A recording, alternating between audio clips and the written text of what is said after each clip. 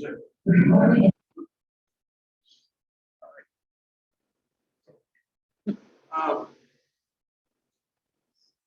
What frustrates you with your kids? Anything frustrate you? You wish you could get in tighter on those hummingbirds? Or Well, right. It's like we enjoy what you said at the first. The pictures we're taking, but it's like, do we want to advance to actually another camera now that we live down here? I mean, there's such opportunity. For pictures. Are you guys new to Rockport? About a year and a half. Perfect. Good. Welcome home. It's a good spot. Unless you're doing some really esoteric, not necessarily esoteric, but if you're doing like long range shooting for birds, mammals, doing macro stuff, you may be at your high water mark right now on gear. That camera may do everything you might possibly consider doing with it. But you're not going to, you're going to have a hard time slowing down a hummingbird wings. You're going to have a hard time stopping a race car or something like that. But for general walking around, it's a perfect camera. We're getting close to it. Pardon me? We're getting close enough to get these.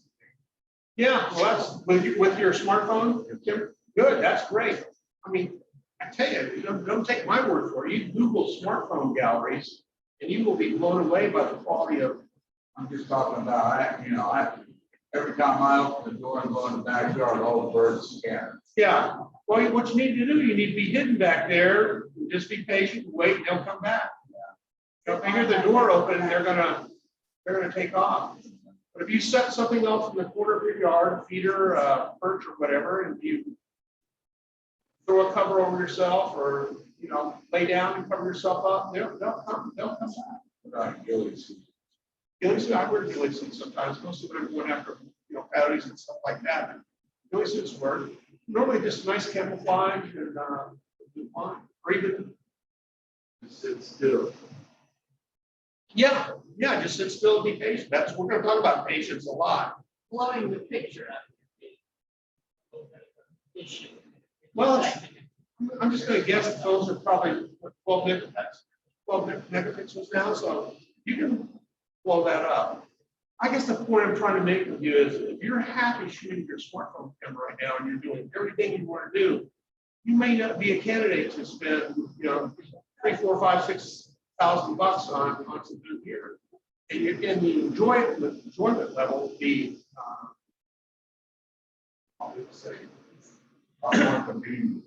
yeah, I personally couldn't do without a super telephoto lens because I do a lot of avian photography, and I just need that reach to do the kind of stuff I want to do. There's a few limitations, but most of the time you're good to go there. So. Honestly, we can't fix the fact that you don't know how to comfortably and effectively. I'm going to use those two words a lot today.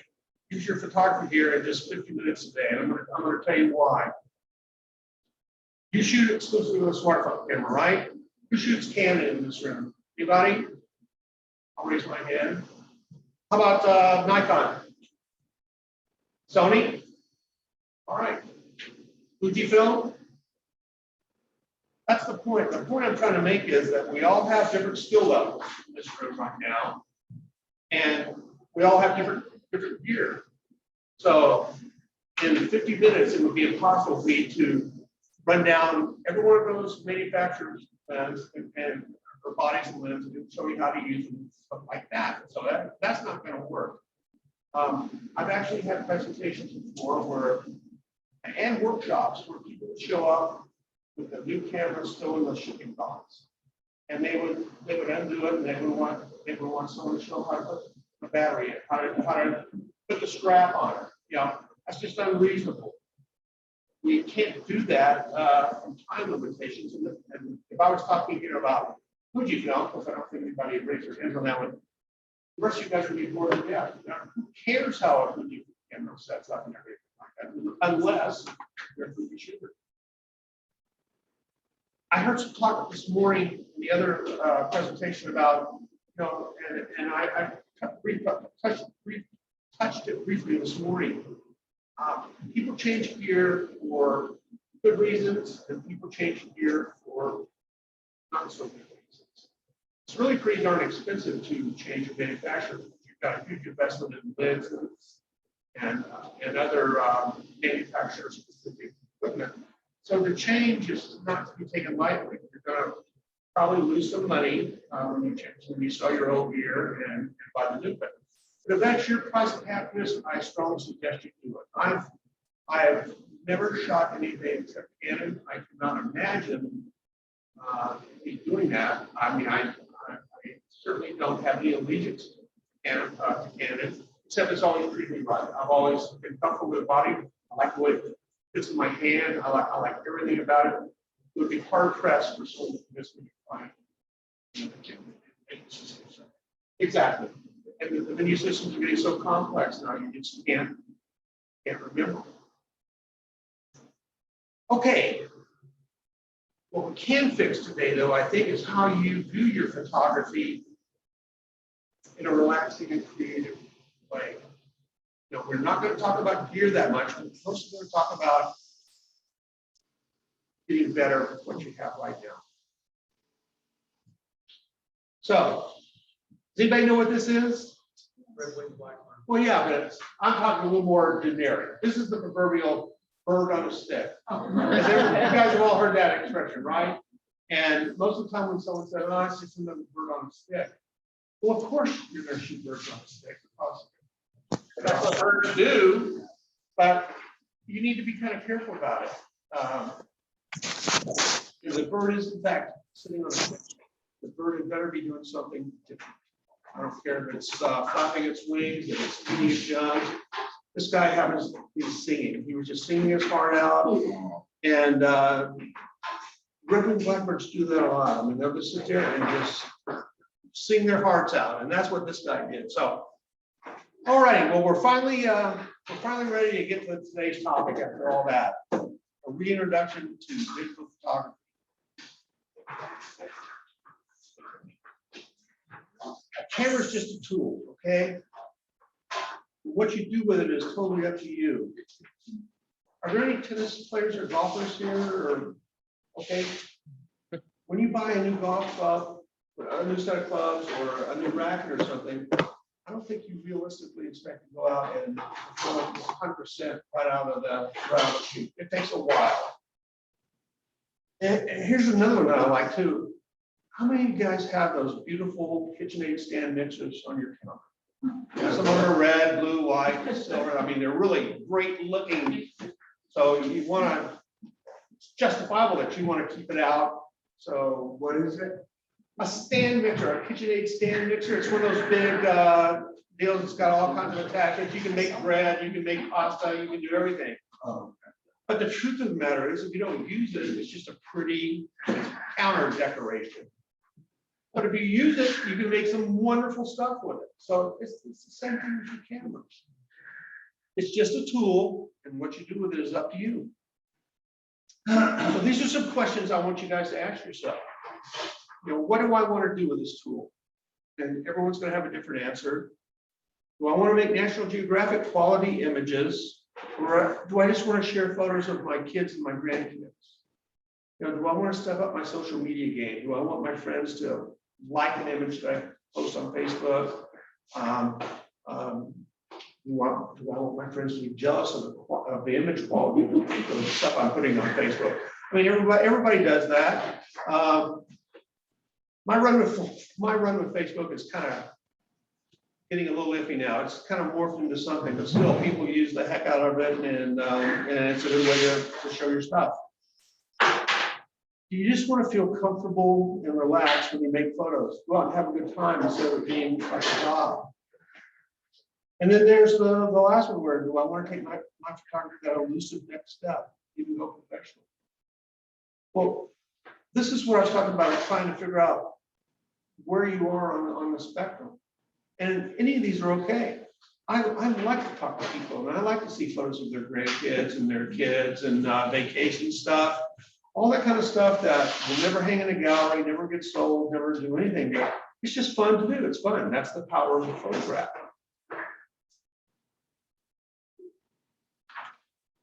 Anybody know what this is? That's the purest definition of photography. So I know you shot film, so light is important to motion film photographers and to digital photographers.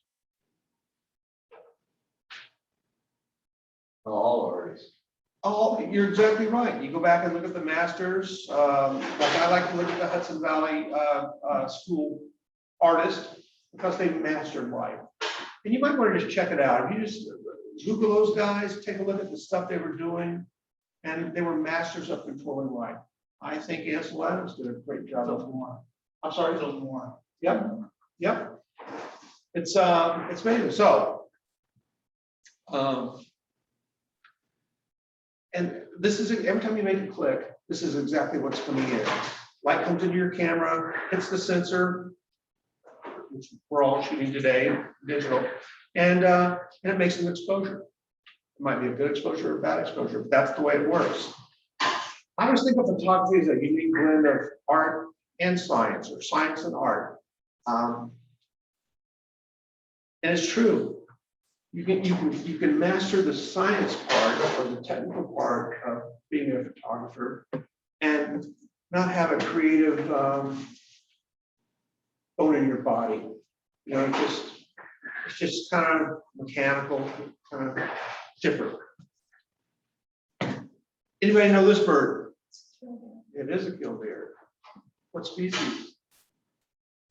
Can't tell because their sexes are similar in size. But I'm showing this today to you guys because I think this is and I'm not trying to pat myself on the back, but I think this is a good example of combining art and science, okay? It's a good exposure. And I'm confident in this exposed properly. I wouldn't want to do anything different. I position this bird where I think it should be in the photo. I want the eggs to be prominent, and I want to try and balance it out with this vegetation on both sides. So I'm really happy with this, and I think I did a good job of balancing both. If I had a bad exposure, it wouldn't be the same photograph. Or if I had the bird right here, it wouldn't be a strong photograph. So this is the way I want you to start thinking. You know, not only do you have to know how to use your gear, I want you guys to let yourself be artists. Okay, give yourself that luxury because that's exactly what you are. For years and years and years, and you may have found the same thing. Photographers have really looked down as non-artists, and that's changing a lot. Digital photography has really taken photography to the next level. And a lot of that's due to the editing side of it, with all the new software and stuff like that. So, You're just gonna say it was a bird on some sand. well, it kind of is, except that. Can I back up here 1 second and talk about that? I'm very sure about that. No, I was just saying, as opposed to the blackbird on the stick. Exactly. But I'm talking about photographing nesting birds, or let's just say nesting birds. I don't like to do it, okay? I crawled up from pretty far out onto this bird. I saw it with some binoculars. And she was fully down on the eggs and just, doing her job, trying to incubate these eggs. And right when I made this click, she came up, okay? And the minute she came up, I backed out of the scene, quietly and careful, and I actually saw her go back down on her eggs. So for me, that was a win. You know, I got what I wanted. I didn't really disturb her. These birds are stressed out enough with just trying to do this task. And I certainly don't want to add anything else. Another thing about feeding birds, we used to have a really nice black skimmer colony here at the beach, and people would feed the laughing gulls, throw popcorn or bread up in the air, and they became so aggressive they started taking eggs and taking hatchlings off of the skimmer colony. So, I think we just need to use our good sense. We're all blessed to be able to go out and see this kind of thing in Mother Nature, but with that comes a responsibility to not mess it up. We're messing up our world pretty quickly with a lot of things, and there's no reason to do it to Are the skimmers gone now? Yeah, I didn't see them now. I hope they come back. I haven't been doing the beach. Like I said, I've been traveling a lot. They were there, Were they there this year? probably not in the numbers, but they Yeah. had to block off the northern section of the circle. Yeah. And again, that's mostly from people just not understanding, you know, you think it's fun to feed these guys, but you know, it's really not. But it happens. Okay. Science. I know this is the part you guys have been waiting for. This is the real fun part. It's not. I'm gonna bore you to death with this slide, guys. And I want you just to take a look at it with me and we'll talk about it a little bit. This is exposure triangle, okay? And these are the three things. Aperture. You may know what f-stop is. You've heard that. Does anybody not know what an f-stop is? Okay. I didn't know what it was for a long time. And it's also illogical that a smaller aperture, like, I don't have my pointer today, like f22, can you see that, how small the aperture is? It's limiting the amount of light getting into the sensor. But it also affects the depth of field. That's why it's important. So like an f4 f-stop will allow a lot more light into the sensor, but it'll also have a shallower depth of field so that you won't see the background. I try to knock down the backgrounds as much as I can in my work because I just find it distracting. Along the bottom is ISO, and that's really important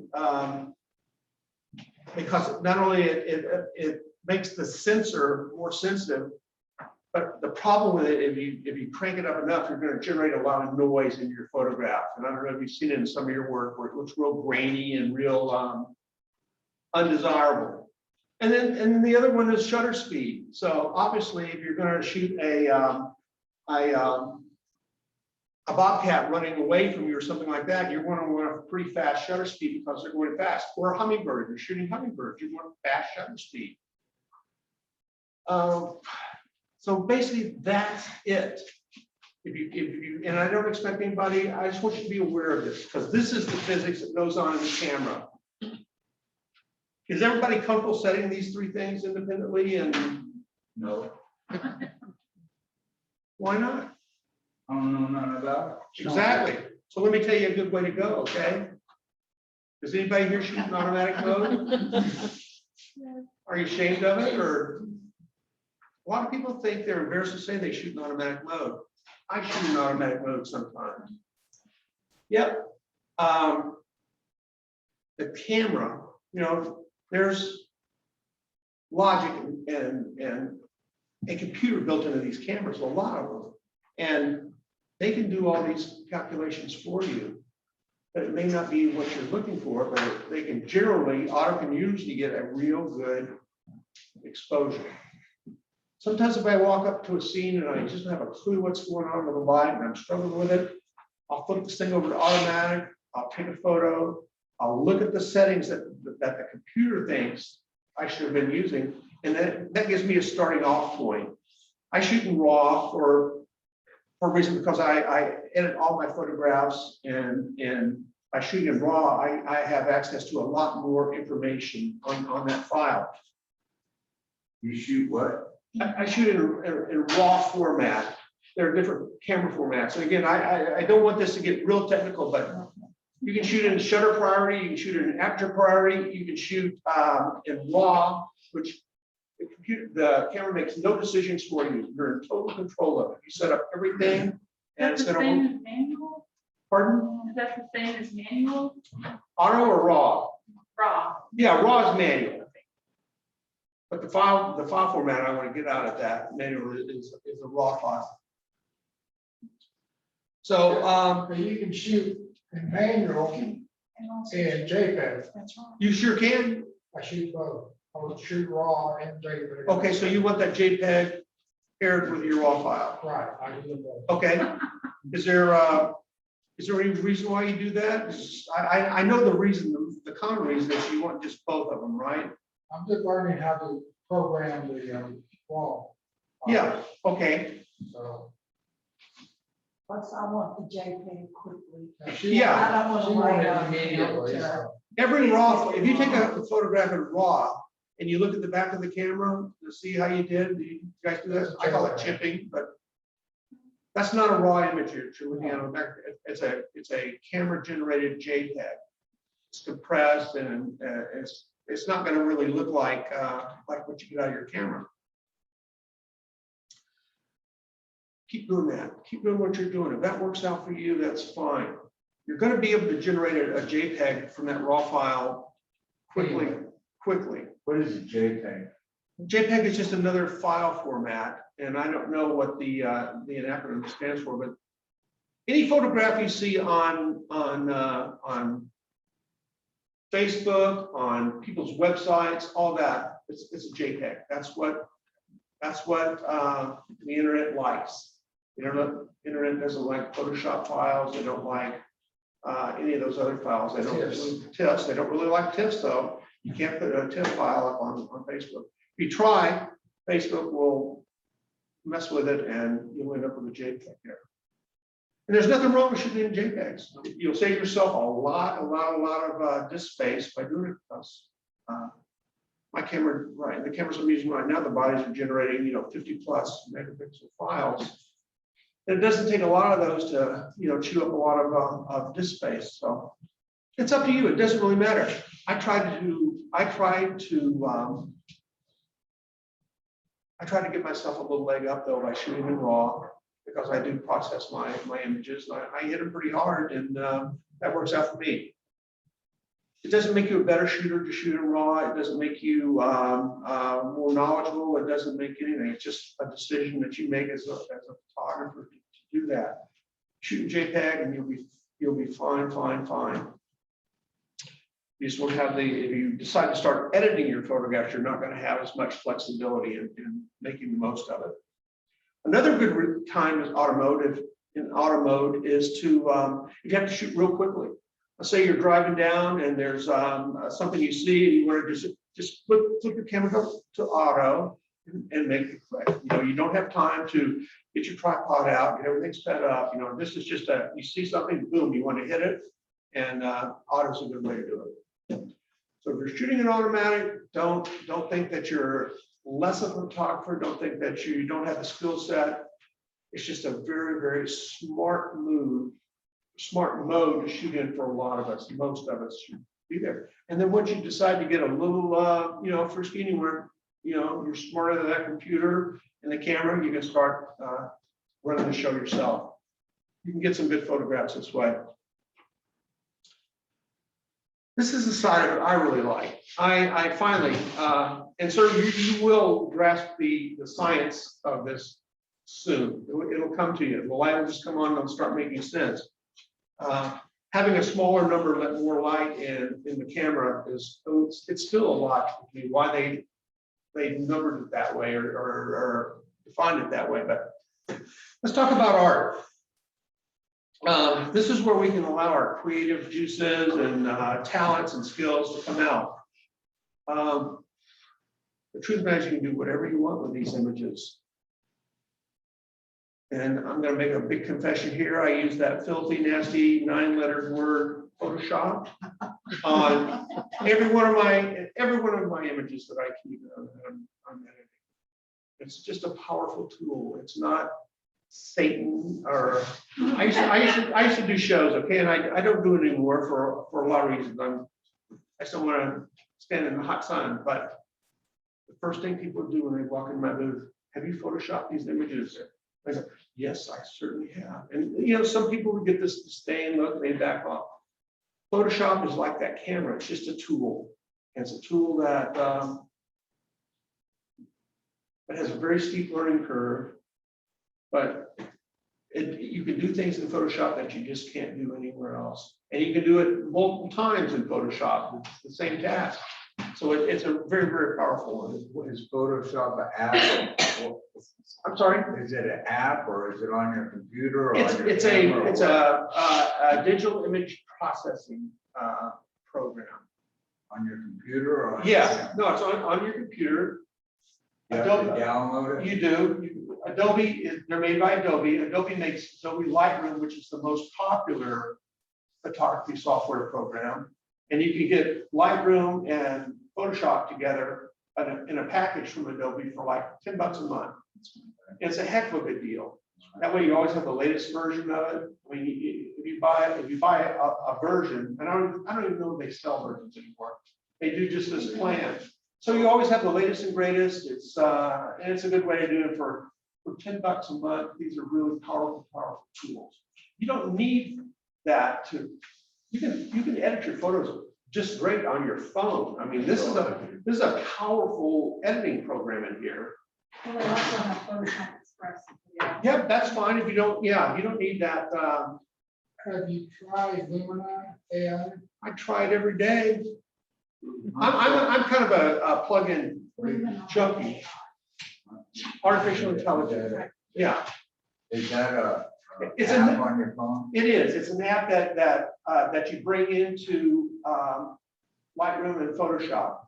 It's called Lumen. I'm going to mention these real quick, but you may or may not need them. But anybody use Topaz Labs a lot? If I love that program, I use it on every image. I use it mostly to denoise photograph because maybe it was dark, maybe it had a lot of shadows, maybe I had to go to a real high ISO, so I have a lot of artifact in the frame. So I run it through Topaz. There are so many. None of these programs, with the exception of Photoshop, can do everything. Photoshop can do everything. It's just not real intuitive to get there sometimes. It is a pain. It's a difficult program to learn. I'll be the first to admit that. None of these programs like Luminar, Topaz, I'm blanking on some more of them, whatever. They all do some things the very best. And then there's some things they're just not that good for. So I pick and choose from all these programs when I'm editing a photograph. If I need to do something, I'll say, you know what, Luminar would be the best program for me to get here. That's after I take everything through Lightroom and Adobe and Photoshop first, and then I start doing the add-ons. I do like editing software though. It's just getting better and better, and now they're using artificial intelligence to help you move along the way. You know, and it's trainable, these programs.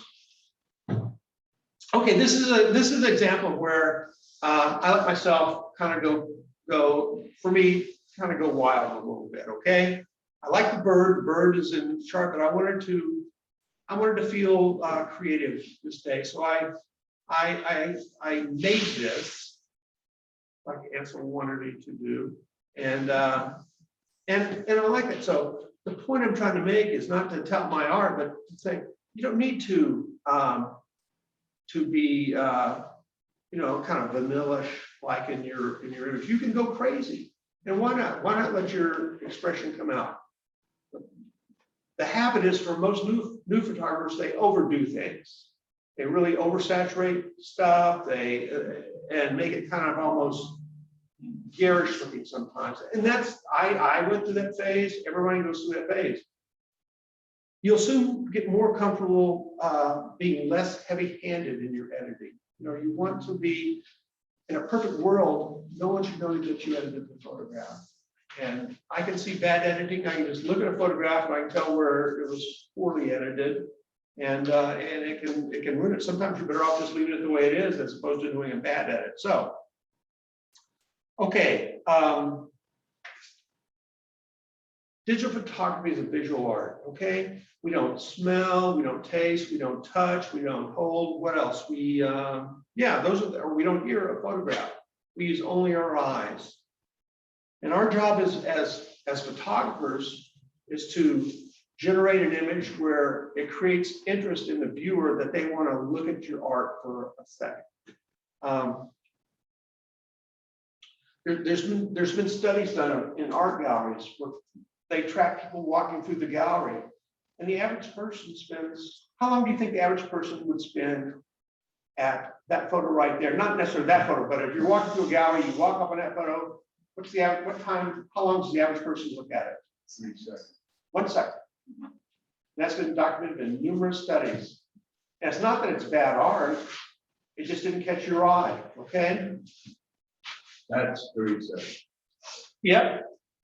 And, okay, that's it. So there's something in that image that makes you want to stop moving and look at it for a while. Facebook is less than a nanosecond. You know, you sit there and just click through all these photos that people spend a lot of time, but if it doesn't catch your eye right away, you're gonna keep clicking and go on. If you like it, you know, you'll give that like, and the artist is happy and everything else. So the deal is that we have to get the viewer emotionally attached to your art as fast as possible. You can do that in a lot of different ways. Okay, I want you guys to look at this photo. Can I have your first impressions of it?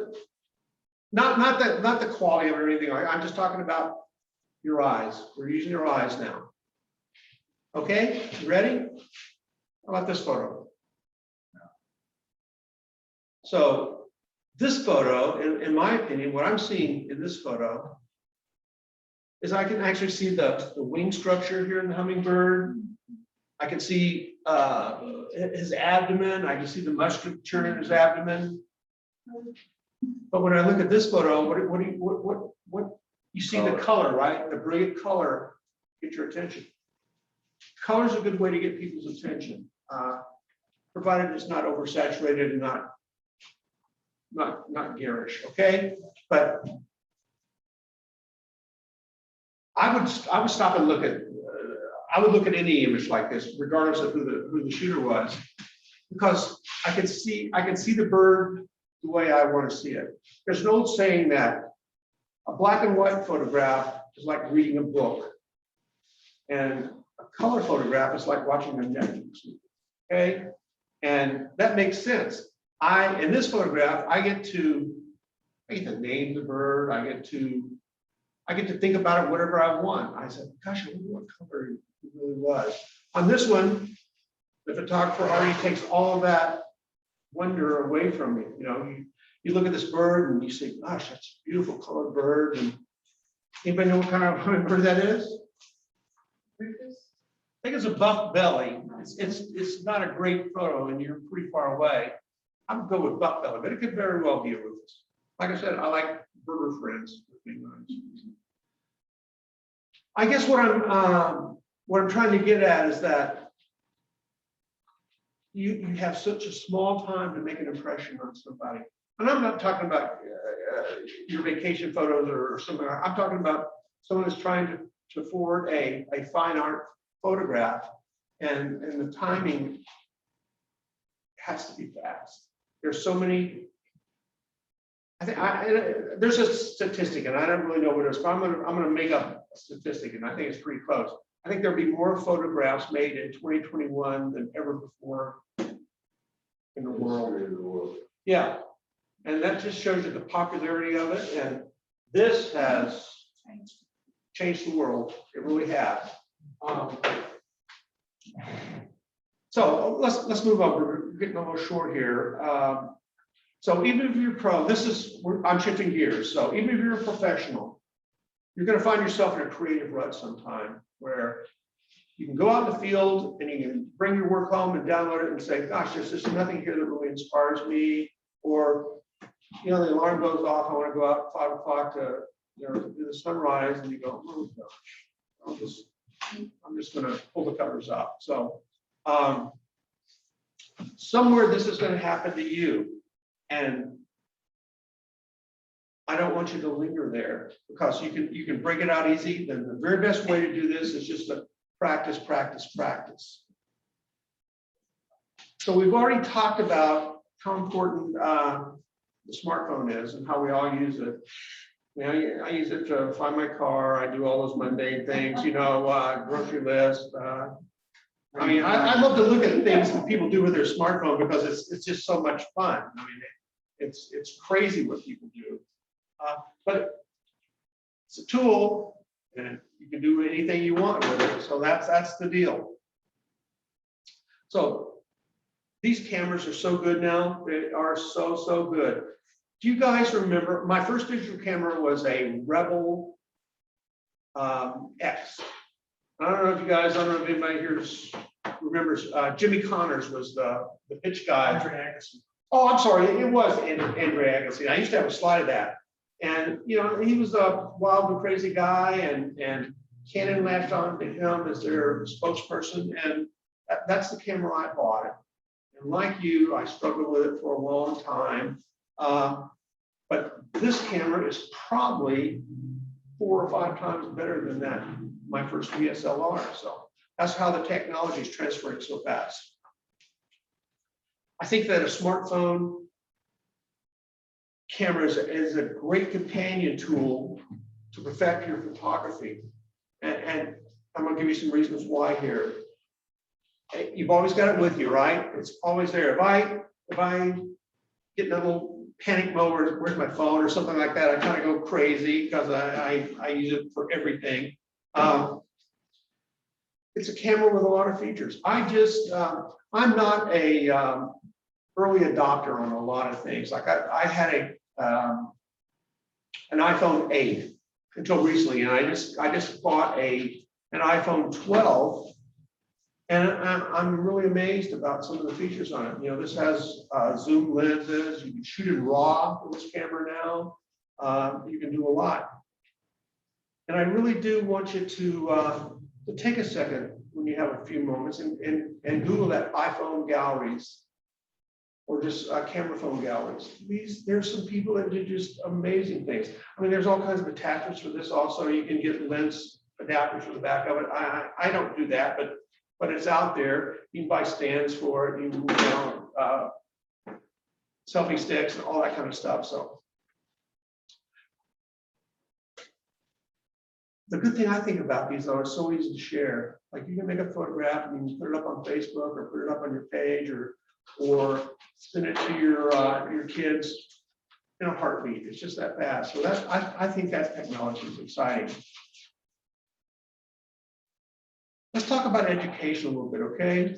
I'm more or less self-taught. I don't have a fine arts degree. I went to business school. So I didn't get that formal didactic training there. So if you're like me and you don't have formal training or a fine arts degree, how do you learn photography? Easy. It is easy. It's easy to YouTube. Wow, you're kind of ruining my presentation today, bud. Sorry. No, that's okay. Here's one way, okay? Fly by seat your pants. I was that guy for way too long. This doesn't really work. It will work eventually. It'll eventually work, but you're going to waste a lot of days, months, years waiting for it to happen. Here's a guy with a little different approach. Okay, you buy a camera, you get it out of the closet, make some photographs. They probably suck. You try again, you make some more sucky photographs. You get frustrated, you put your camera in the bag and throw it back up in the closet. Does that happen to anybody? You ever put it down? I've done this. Here's a little smarter person. They get the camera out and do all that, but then they practice. They make some mistakes and they learn from those mistakes. They try again, they make more mistakes, more images, less mistakes, even more practice, but they're still not there yet. And this is going to be another timely learning curve, okay? Or you can just flatten that learning curve by doing some fun, smart things. I'm going to share those with you right now. This is not one of them, okay? This is not a fun, smart, it's smart, but it's certainly not fun. Without saying these words, does anybody know what this is, what this means? Please read the bad word manual, okay? No manuals. Yeah, well, you're really missing the boat there. There are no manuals for anything. There is for my Canon Rebel, but there's no manual for this phone. Gosh, we'll talk about that in a minute, okay? I can bury you in tutorials for that camera. You'll learn so much you won't believe it. All right. You just become a fiend at your computer learning about that camera, I promise. Okay, so this is not fun. You should do it. You know, some poor engineer spent days and weeks, technical writer, putting this manual together, and you guys won't even give them the benefit of reading it. Shame on you for being so insensitive. It's tough, but I read it because it's loaded with information. Can't get past this page. Okay, I get that. Believe me, I get that. Here's some things that you can do that are smart and fun. Group photography courses. That's what we're doing right now. We've all gathered here, and we thank the chamber for putting this all together and allowing us to have the HummerBird Festival again and everything. So we gathered here to talk about a topic. I think John's topic this morning is probably about hummingbirds or making photos of small birds or whatever. And mine's different, but it's always got a theme for the presentation, okay? No cameras, we're not working with your gear today in a course like this, okay? That just doesn't happen. But the next one is the group photography workshops. And that's where a group of people gather and be with a leader and be in the field, and the leader will go from person to person. Most of these things are limited to like 4, 5, 6 people, so that everyone gets their own individual attention. But that way the leader can come around, watch you shoot, make suggestions, and you really learn a lot that way. Plus you're generating, images for your own portfolio and stuff like that. So that's a good way to do it. Private photography lessons. That's another good way. That way it's just you and your instructor. You can be in the field, you can be in a course like this where you're sitting there with your camera, breaking it down, learning everything about it, and that's a good investment. Next one is there it is, YouTube, okay? This is the land of good and bad, or evil and whatever that is. There's so much information on YouTube. So, sir, what I suggest you do, is that an Android or an Apple? 11. Okay, so go to YouTube and hit Apple 11 iPhone tutorials, and you won't have enough time in your life to read them all. But they're not like the manual. It's some guy doing a video, easy to follow, you can stop it, you can look, check things up. You can Google anything, on the YouTube, but it doesn't matter what kind of camera you have, it doesn't matter what your experience level is, you can find some kind of material there that will help educate yourself on the topic. I use it all the time. Like I just bought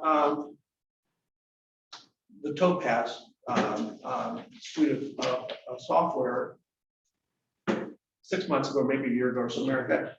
So the manufacturer usually has some videos, but I would go, you wait a little while until the other guys can pick up and learn the program, and then they'll post everything you need to know about Topaz products, or everything you need to know about Photoshop, everything you need to know about Lightroom, everything you need to know about editing. So it's just a matter of investing that time. And it's fun. I like to be around like-minded people. I like to listen to this kind of stuff about something that's near to me. Here's another thing that I do a lot. I've got probably 5 photographers that I have a bromance with, that I just, I love their work. It really challenges me. It fascinates me. So I will go to their websites. If I said every day, it probably wouldn't be untrue, but I don't want to sound that, pathetic. I love to go to these guys' websites and see what they're doing, and I get challenged and I get interested and I get stimulated by it. Just like when I talk to John Martell, we can sit around and talk photography, and I just get really interested in it. We both learn a little bit of something, because that's what old guys do. They sit around and talk about the cameras now. So. Okay. The truth of the matter is, your photography life, your new photography life, can be wherever you want it to be. And I would actually just kind of put a hard stop in right now and kind of look at your photography with a different eyes. I'm not asking you to get more involved or anything like that, but I want you to ask that question. I've got this tool. What can I do with it? What would I like to do with it? Once you decide that, the journey is really easy to define after that. You just need to know where you want to go and getting there is going to be a lot easier than you think. This is the one thing that I really suggest that you really keep always in mind, though, okay? Is the work-fun ratio. Most of us either are still working or retired or whatever. So you have some spare time to do your photography, or even if you're still working, you have time. So what you have to do is you have to balance out the work versus fun. If it's too much work to go to do this photography and you're not having enough fun, it's just not going to work out for you. You're going to get bored and put the camera up and everything else. You've got to feel, relaxed, enjoyable. It's just like you're a golfer, just going out and playing 9 holes of golf, just relax. It's not unlike that with your camera.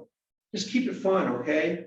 None of us here are going to make a decent living or living. What's the word? Well, you're not going to make a great living in photography. Those days are just kind of gone.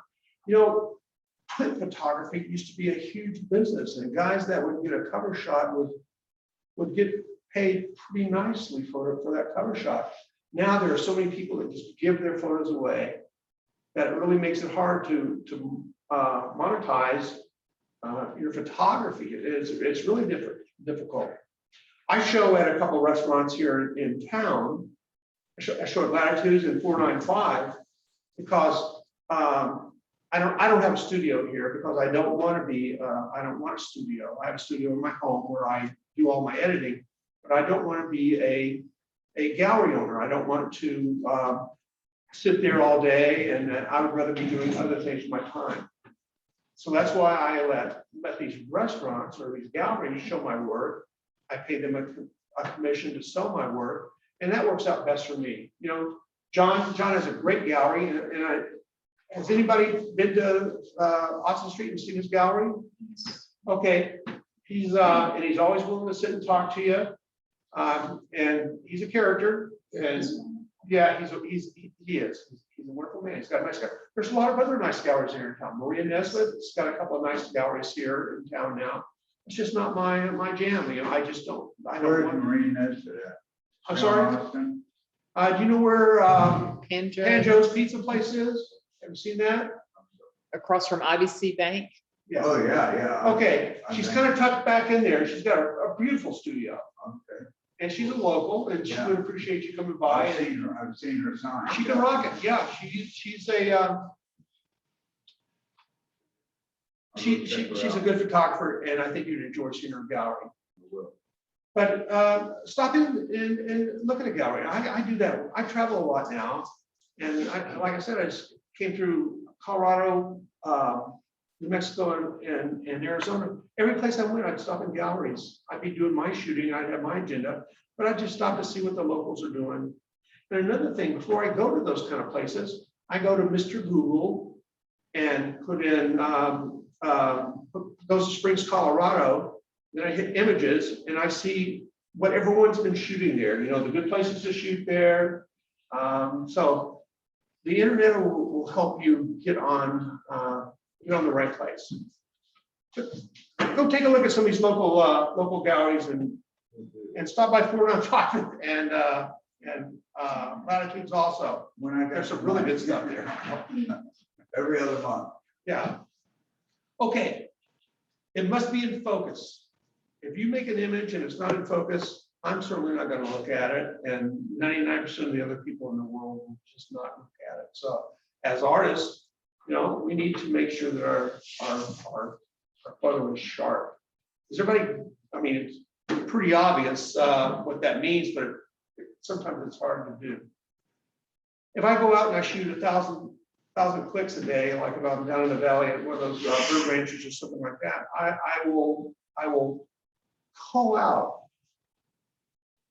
First thing I do is I call out everything that's out of focus or just bad stuff, and then I finally get down to the space that I want to edit, and then I start the process doing it that way. But it's got to be in focus. Composition. Does anybody have a feeling for what composition is as we refer to it in photography? Okay, on a photograph, there are a lot of different elements, okay? There's a foreground, a midground, and then the background. There's also where you position the subject in the photo and everything else. So that's composition, and that's totally on us. We make our own composition. We can do whatever we want, however we want to do it. Yeah, we just talked about it. And as visual artists, we are 100% responsible for everything in the frame. Okay. If you look on Facebook today, you're going to see some pretty nice photos, but there'll be a piling right here, or something on the side, or a white spot on the thing. If there's a white spot on your photograph, I promise you, your eye is going to go to it right away, and it'll kind of distract you. So just be responsible for it.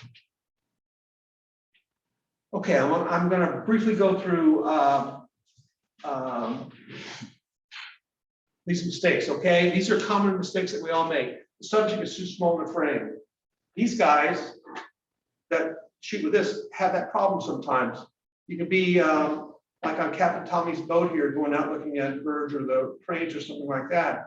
And while he gets you up pretty close onto the birds, it's not like having a big super telephoto lens that you see everything. So if you do have that limitation equipment-wise, just don't have that be your go-to stuff. There's other things you can do, environmental shots. You can do a lot of other things. So no breathing room. I'll talk about that when we go to the next slide. Anybody do pet photography here? You like to? I have three cats and a dog. I love to take photographs of them. What's the key to pet photography? Anybody know? Get down on the ground at their level in their world and make the photograph. Most photos of Fluffy are like this, on the couch or something like that, and they're not dynamic. They don't really do much. But if you get down, you see your pet from a whole different angle. And he comes to look you right in the face. He does. It's just that getting up part that makes that such a bad idea if you do that. Okay, a distracting background. How many of you guys have seen that bird on a stick, except the stick is sticking out through his head, or it appears to be, coming out of his head somewhere? I mean, that's just kind of bad, because he would live long with that big stick sticking out of his head. So I think we all agree that the world is not flat. I think that's pretty science now, but horizons aren't supposed to be like this, okay? And if you start looking for these kind of things, you'll see sloping horizons. And it's just it's a non-starter for me. I see that, and I just can't, the horizon is flat. Up to 12 miles away, that horizon is going to be flat. The other thing is not having a focal point, not having a main thing that you're trying to show the viewer in your photo. There's got to be something special, something that sticks out. Anybody know what this is? Okay. What's it called? It's a rule. It's the rule of thirds, where the conventional wisdom is that the important part of the photograph should be on one of these four cross things. Okay. I mentioned not breathing. Let's say we had a great blue heron, and he was perched right here, okay, but he was looking this way. That would be looking the wrong way. You always want to give your subject room on the far side. If not, if someone's here, they'll look at the bird, look at the beak, and then they're off the frame and they're gone. They won't come back to it. So you just want to observe things like that. Cropping. Does anybody crop their photographs? Yep, you got to do it. It's so powerful. This is not my photo, but I'm going to thank whoever did it, because it's perfect for this example. This is the original frame, right? The one, and this guy smartly cropped this photo down so the tree is right on the intersecting lines. This guy's a real rules follower, horizon straight, and everything else. So that's good. Okay, these are some questions that, as you progress, you'll be asking yourself when you look at yours. You can ask yourself these questions right now. Did I use the appropriate compositional elements? Did I position the subject properly in the frame? Did I remove distracting elements? Okay, you're sitting there looking, and you look out there and you see a Snicker bar in the Snicker bar wrapper in the thing. I used to get up and go and move that, and now I don't worry about it because I fix it in Photoshop. but you get the point, things that aren't supposed to be there, take out. And that's one of the beauties of Photoshop is that you can not only can you delete things from the photograph, but you can actually add things in it. I rarely do the latter, but I always I always remove things.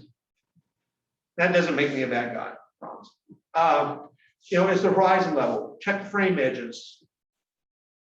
Is the perspective right? Do things just look in perspective? Does it look normal or something just grossly out of proportion? Is there a focal point? This is a big one for me. Did I tell a story? Remember the killdeer on her nest? I think that's what I was trying to tell, that story about the struggles that these birds have trying to lay eggs, incubate eggs, and keep going. And then the last thing I guess is to am I proud to show this? And I don't put up anything that I'm not proud of, and you really shouldn't do that. If you don't have anything that you feel really good about, don't post anything that day or on Facebook or whatever. So if you do any of the things that we've discussed today, I can promise you that you'll be a much better photographer, provided that you're patient. This is a real patient game. You're not going to get it overnight. You're not going to, you get it already because you guys are all photographers, but you're not going to get it right away. It takes a while, a lot of practice. You want to keep it fun and then practice. Okay, how about some questions? Anybody have any questions? I'll be happy to answer anything camera specific or anything now. I think you covered everything pretty good for me. Well, I appreciate that. It's sometimes it's difficult to do a class with mixed levels like this. So I try to keep it relatively generic, but I love photography. It really changed my life. I used to have a life before I got into photography, and until recently I just given up everything. That's all I wanted to do. But I've started to play golf again. I've started to kind of run my life, and I find that that's helping my photography. When I do pick up my camera, I'm much more energized. I feel more creative, and I can do some better stuff. One of the things you said that I really appreciate has to do, and I know composition and those kind of things, but really it is art. And what appeals to one of us may not appeal to the rest of us. And so I think by you saying that, it gives us a freedom to be who we are with what we're doing, as long as it's correct. Correct. Well, correct is what you want it to Right, be. that's You're an artist, right? You don't tell some of the fine art. We have some painters in this town that are just world class. But I would never go up to them and say, "Hey, you can't use that Cascade number 4 or Red brush. How dare you do that?" So why should people? Art, and you're right. Art is the most subjective thing I think in the world. You either like it or you don't like it, and you better get thick-skinned when someone takes that nanosecond walk by your piece or something like that. Or it says it's too busy when you work 15 hours on it. I know. That's the way it is, but you can't change that. Okay, that's just the way life is.